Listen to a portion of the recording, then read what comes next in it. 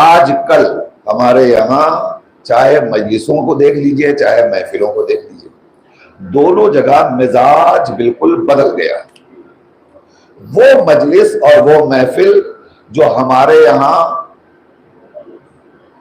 सबबे खैरो बरकत और बाइसे इबादत हुआ करती थी, अब हमने उन्हीं मजलिसों और महफिलों को, माफ फरमाइएगा, इंटरटेनमेंट का जरिया समझ रखा है। सवाब से हम कोसों दूर होते चले जा रहे हैं और ऐसी ऐसी कोशिश कर रहे हैं, ऐसी ऐसी कोशिश कर रहे हैं कि समझ में नहीं आता कि हम इसकी रूहानियत को किस तरह से खाकिस्तर कर दे, मलिया बेट कर दे, मिटा दे, खत्म कर दे। अब जाहिर है कि ऐसी बात होती है तो खामोशी तो होनी चाहिए, सन्नाटा तो छाई जाना चाहिए, मगर मैं आपको यकीन दिलाना चाहता हूं और बावर कराना चाहता हूं कि आज जो मजलिसों और महफिलों का मिजाज है, आप देखिए, कल यही मजलिसें और महफिलें हमारे लिए बेहतरीन दर्सगाह समझी जाती थी, मगर आज यहां आने के बाद हम क्या दर्स ले रहे हैं, क्या सबक सीख रहे हैं। कल की महफिलों में, मजलिसों में हमने खुद देखा है कि जब तक बुजुर्ग हजरात पढ़ने वालों को दाद नहीं देते थे, जवान भी उनके पहले बोलने की हिम्मत नहीं करता। बुजुर्ग हजरात बैठे हुए, इनसे पूछ लीजिए, जवान भी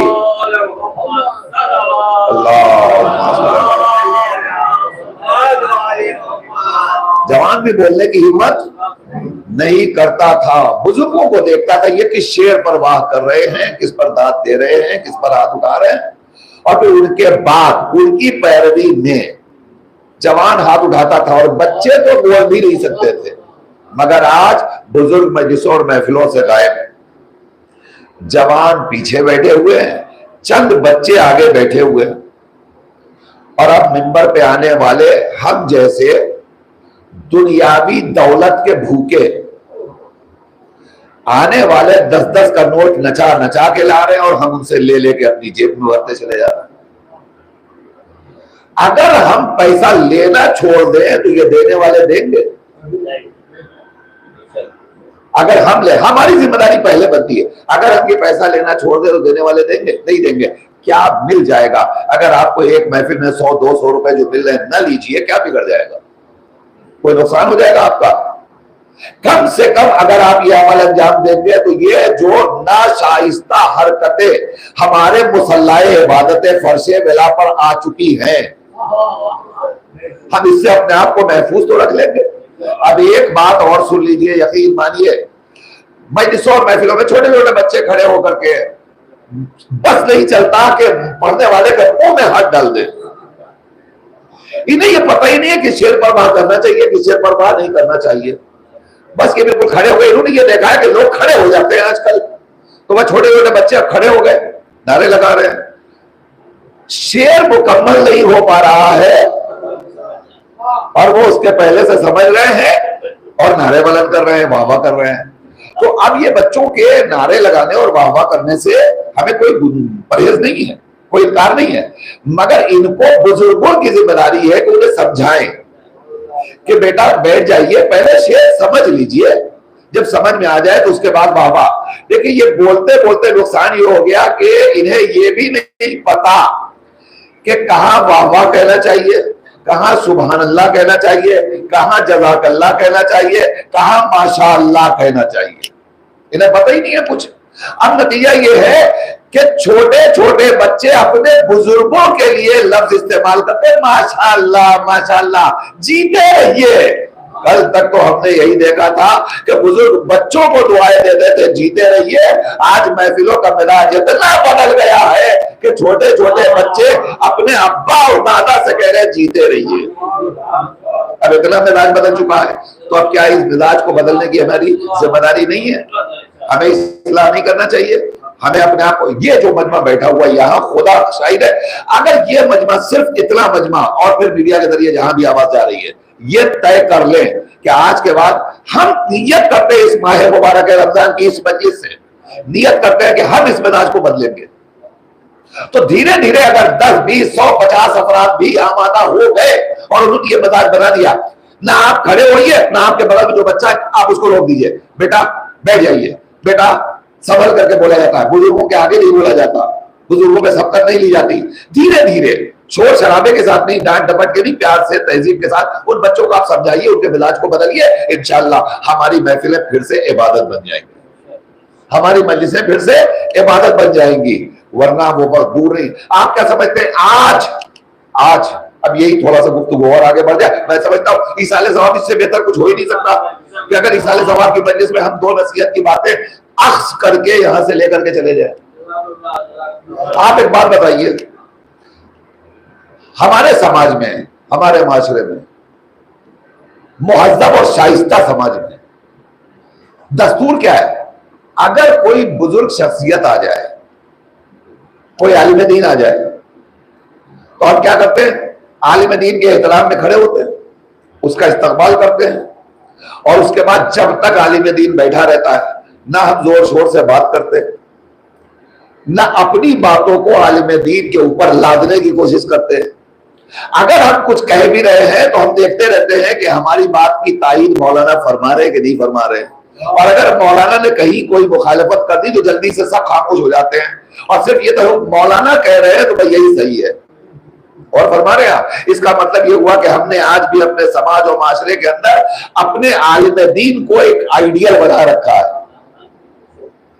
तो जब हम जो समाज, वो शाइस्ता समाज जो अपने 2 वक्त के इमाम की ताजीम और एहतराम में उसे आइडियल समझने को तैयार है और उस पर सबकत हासिल नहीं करता, वो जो कह देते हैं उसे मान लेता है, तो फिर सोचिए जिस बज़्म में हमारा 2 वक्त का इमाम आ जाए, इतना अदब और एहतराम है, और जिस कौम का ये अकीदा हो कि जब फर्श अज़ा और फर्श मेला बिछता है, मासूमीन आते हैं, अंबिया आते हैं, औसिया आते हैं, औलिया आते हैं। जब महफिलें हो रही है क्या यहाँ मासूमीन नहीं बैठे हुए? बैठे हैं कि नहीं बैठे? मासूमीन बैठे हुए। अब अगर मासूमीन बैठे हो, हम मौलवी के सामने तो बुरी हरकतें कर नहीं सकते, मासूमीन की मौजूदगी में उठना, खड़े होना, शोर शराबा मचाना, अच्छा ये जिम्मेदारी दोनों की है, सुनने वालों की भी और पढ़ने वालों की भी। पढ़ने वालों की जिम्मेदारी क्या है?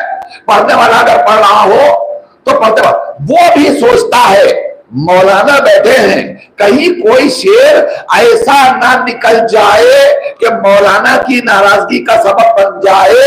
मैं ऐसे शायरों को पैगाम देना चाहता हूं इसी साले सवाब की मजलिस से, अगर ये फिक्र तुम्हारे ज़मीर को बेदार किए हुए है कि कोई शेर ऐसा ना निकल जाए कि मौलाना की नागवारी का सबब बन जाए, तो मौलाना हो या ना हो, शेर पढ़ते पढ़ते वक्त अपने आप को ये तसव्वुर दिलाओ कि कोई शेर ऐसा ना निकल जाए कि मौला हमारी मद में जो बैठे हैं वो हमारे शेर से नाराज हो जाए। हम मौलाना की नाराजगी की फिक्र करते हैं, मौला की नाराजगी की फिक्र नहीं है यार, मौला की नाराजगी की फिक्र नहीं है। अब आज मिजाज क्या बन चुका है? जिसमें जैसा जो शेर चाहा पढ़ दिया। हो रहा है कि नहीं हो रहा है? हो रहा है ना। जिसने जैसा जो शेर चाहा महफिल में आके पढ़ा, वो आदमी ने चढ़ा के पढ़ा, वो मजमा खड़ा हो गया, वो सबसे बड़ा कामयाब हो गया। अब एक बात बताइए, वो शेर जो हमारी खुशनुदी के लिए पढ़ा जाए, शेर वो शेर कहलाएगा या वो शेर जो इमाम की खुशनुदी के लिए पढ़ा जाए? क्या फायदा? पूरा मजमा आपके जोरों शोर के ऊपर अल्लाह खाने में आ जाए और खूब वाह हो जाए, लेकिन जिसकी महफिल हो रही है वो बैठा हो और हमारी नाशाइस्तगी पर उठ के चला जाए। हाय हाय हाय। देख और फरमाइए जरा सा, पूरे मजमे की तवज्जो चाहता हूं, मेरी तरफ देखते रहिएगा और मेरी बातें सुनते रहिएगा। नसीहत बहुत जरूरत है इस दौर में इस तरह की गुफ्तगू करने की। हमने मजलिस की महफिल की मौला अली की शान में, मौला अली की महफिल हो रही है तो अली आए कि नहीं आए? अली आए। अब अली आए, चलो हमारे चाहने वाले ने हमारी शान में महफिल बर्पा की है, आ गए अली, बैठ गए, आपको पता नहीं चला कि वो कब आए, कहां बैठे। ये तो मजमा बैठा हुआ है, इसे पता ही नहीं है कि इस वक्त किसके पहलू में वक्त का इमाम बैठा हुआ है। वो जानता है किसी को नहीं पता। तो इसका मतलब यहां से लेकर वहां तक जितने अफराद बैठे हैं, हर आदमी को अपने कहीं यहां वादा करना चाहिए, मुमकिन है हम ही वो खुश नसीब हो कि हमारा वक्त का इमाम हमारे पहलू में बैठा हो। अगर हम ये तसव्वुर कर ले और ये सोच लें, एक सलावत इरशाद फरमा दीजिए।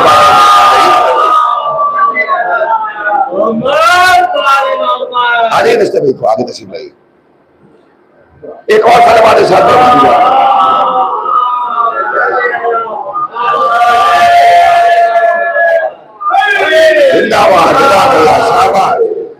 देखिए ये मिजाज बनना चाहिए कौम का, खुदा के लिए मिजाज को बदलिए बदलिए बदलिए। इनकलाब वक्त कह रहा है, चीख चीख के आवाज दे रहा है, जब अपनी इबादतों को इबादत बनाए। फिर से हमारी इबादतें किधर जा रही हैं? मजलिसों में सियासत, महफिलों में सियासत। इबादतें सियासत नहीं बर्दाश्त करती, ये सियासत का अड्डा नहीं है। इबादत को इबादत रहने दीजिए। वक्त का इमाम शामिल न कर सियासत को, अबे हुसैन ने शामिल न कर सियासत को, अजान बार कहा है मस्जिद कह देंगे। अबे हुसैन ने शामिल न कर सियासत को, अजान बार कहा है मस्जिद कह देंगे। किसी हवा ने उलट दी अगर नकाब तेरी, किसी हवा ने उलट दी अगर नकाब तेरी, तो तुझको देखने वाले यजीद कह देंगे। अरे हाय नहीं देखिए आप गौर करवाइए, सियासत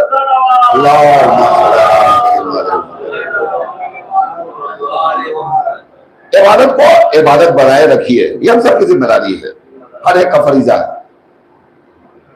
मौलाए कायनात की महफिल सजाई हमने, मौला तशरीफ लाए, बड़ा मजमा है, भरा हुआ है, सब खुश हो रहे हैं। पढ़ने वाला माइक पे आया, वो जमाना गया कि जब कहा जाता था कि पढ़ने वाला मिंबर पे आया। अब मिंबर तो है ही नहीं, मिंबर मौजूद है और मिंबर को का पीठ पीछा करके खड़े होकर पढ़ा जा रहा है, तो मिंबर की बदएहतरामी है। मगर बहरहाल अब सब खड़े होकर के पढ़ने लगे। पढ़ते पढ़ते हमने ऐसी हरकतें शुरू कर दी, झूम झूम के पढ़ना, नाच नाच के पढ़ना, गा गा के पढ़ना। और फरमा रहे हैं आप देखिए आज क्या हो रहा है। आज मनक़बतें, कसीदे मौला की शान में नाच नाच के पढ़ा जा रहा है कि नहीं पढ़ा जा रहा है? गाने की धुन पे पढ़ा जा रहा है कि नहीं पढ़ा जा रहा है? ये जो गाने की धुन पर महफिलें पढ़ रहे हैं, ये सबूत है इस बात का कि ये महफिलें बाद में पढ़ते हैं, गाना पहले सुनते हैं। भाई फरमाइए, अगर ये गाने सुनने के आदि ना होते तो इन्हें पता कैसे चलता कि कौन सी धुन पसंदीदा आवाम है? उसका मतलब ये हुआ कि ये गाने पहले सुन रहे हैं, मनक़बतें बाद में पढ़ रहे हैं। अब आएगा गाने की धुन पे फिर एक से एक ड्रेस, ऐसे ऐसे चोले बदल बदल के मौला की मनक़बत हो रही है। आप एक बात बताइए, अगर इंसान किसी संजीदा हस्ती के हुजूर हाजिरी देता है तो क्या कोशिश करता है? कोशिश यही करता है ना कि साहब हम अल्लाह के सामने जा रहे हैं तो जरा बाल बाल भी काट लिया जाए, सलीके से सलीके का कपड़ा पहना जाए, देखने वाला हमको देखे तो देखने के बाद खुश हो जाए हमें देख करके। हम मौला की बारगाह में आ रहे हैं, ऐसे ऐसे ड्रेस पहन रहे हैं कि मौला भी देखते रह जाए। मौला की महफिल में आ रहे हैं और मौला की महफिल में ऐसी ऐसी धुनें, ऐसी ऐसी हरकतें, गाने फेल, वो मनक़बत हो गालत। और फिर बैठ, अभी मजा नहीं आ रहा है, अभी तो सिर्फ हमने धुन का सहारा लिया था, मगर धुन का सहारा लेने के बाद नहीं, अभी जरा सा टीआरपी कुछ कम है, इसको बढ़ाने के लिए अब हमें कोई नया हरबा इस्तेमाल करना पड़ेगा। क्या करें? का इसके बैक में म्यूजिकल इंस्ट्रूमेंट इस्तेमाल किया जाए। हो रहा है कि नहीं हो रहा है? मनक़बत सामने है, पीछे म्यूजिक बज रही है। ये जो म्यूजिक पर यानी मकरूह लफ्ज इस्तेमाल करने जा रहा हूं, थिरक थिरक कर मनकबतें पढ़ी जा रही हैं। क्या मौला इससे खुश होंगे? मौला इससे राजी होंगे? मौला इसे कबूल फरमाएंगे? तो जो काम हम मौला के लिए कर रहे हैं, अगर मौला ही उसे कबूल ना करे तो फायदा क्या है? ये जो हम लाखों रुपए खर्च कर रहे हैं, इसका कोई फायदा है? नहीं फायदा है। तो याद रखिएगा, ये भूल जाइए लोग हमें कितना पसंद कर रहे हैं, कितना पसंद नहीं कर रहे हैं, लोग हमारे प्रोग्राम कितना देख रहे हैं, कितना नहीं देख रहे हैं, हमारी टीआरपी कितनी बढ़ रही है, कितनी नहीं बढ़ रही है, कितने लोग लाइक कर रहे हैं, कितने लोग लाइक नहीं कर रहे हैं। छोड़ दिए सारी बातें, अगर ज़हन में ये तसव्वुर बिठा दीजिए मेरा मौला राजी हो रहा है कि नहीं हो रहा है, अली राजी है कि नहीं, हसन राजी है कि नहीं, हुसैन राजी है कि नहीं, मादर हसन और हुसैन राजी है कि नहीं। अगर अहले बैत राजी है तो फिर यकीनन हमारा अमल कारआमद है, हमारा अमल काबिल कबूल है। और अगर हमने ये अमल अंजाम नहीं दिया तो फिर आप यकीन मानिए जाने मोहतरम कोई फायदा नहीं है। मौला के नाम पर, मौला के नाम पर अगर हम ये अमल जिसे हम अपनी ज़हन में, अपने तसव्वुर में नेक तसव्वुर करते हैं, सोचते हैं, ये अमल काबिल कबूल नहीं। अब एक रिवायत ले लीजिए अपनी बात को मुदल्लल करने के लिए। हमारे औरात के सातवें इमाम इमाम बूसी काज़ी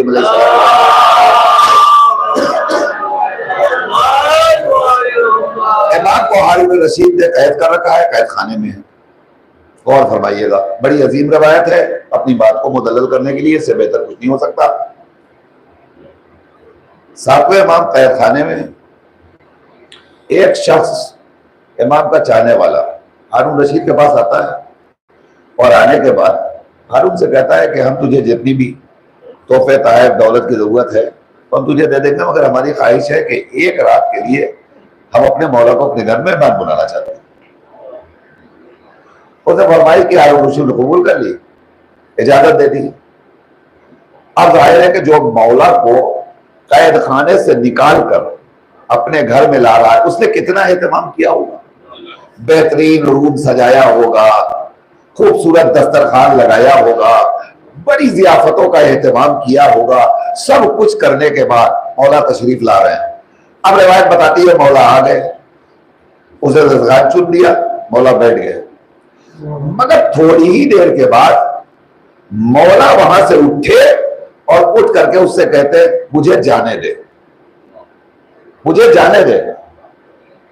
उसने हाथों को जोड़ लिया, मौला क्या मेरी तरफ से कोई कोताही हो गई?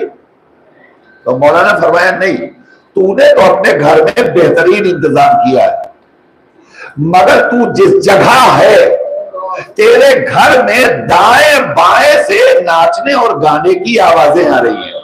अल्लाह अकबर, अल्लाह अकबर, फरमाइया तेरे घर में तेरे पड़ोस से नाचने और गाने की आवाजें आ रही हैं।